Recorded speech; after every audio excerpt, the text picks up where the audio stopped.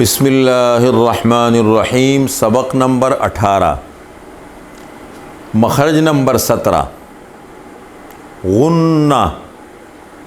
مخرج نمبر 17 ہے غنّے کا، اور غنّے کا مخرج ہے خیشوم، ناک کا بانسا۔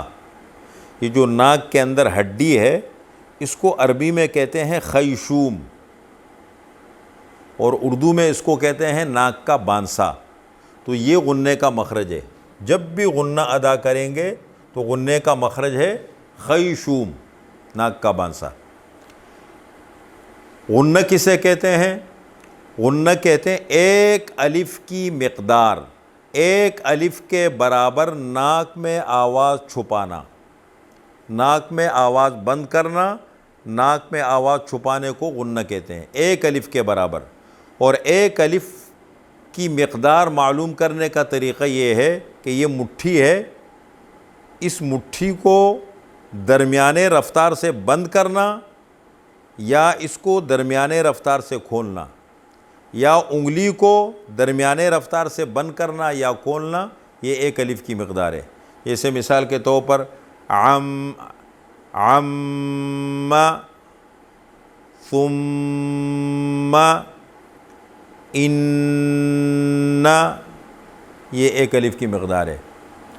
تو ایک بات، ایک اور اہم بات، مخرج معلوم کرنے کا طریقہ۔ چونکہ مخارج ختم ہو گئے، الحمدللہ سب پڑھ لیے ہم نے، تو مخرج معلوم کرنے کا طریقہ کیا ہے؟ کسی بھی حرف کا مخرج معلوم کرنا ہو، اس کا طریقہ یہ ہے کہ اس حرف کو ساکن کر کے اس سے پہلے متحرک حرف لے آؤ، جہاں آواز ختم ہو وہ اس حرف کا مخرج ہے۔ حرف کو ساکن کر کے اس سے پہلے متحرک حرف لے آؤ، جہاں آواز ختم ہو وہ حرف کا مخرج ہے۔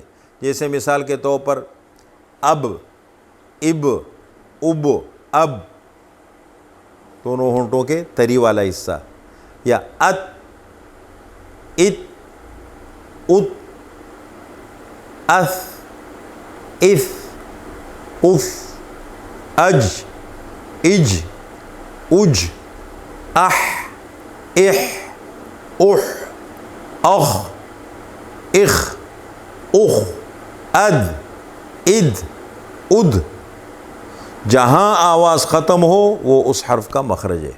یہ مخارج الحمدللہ آج مکمل ہو گئے۔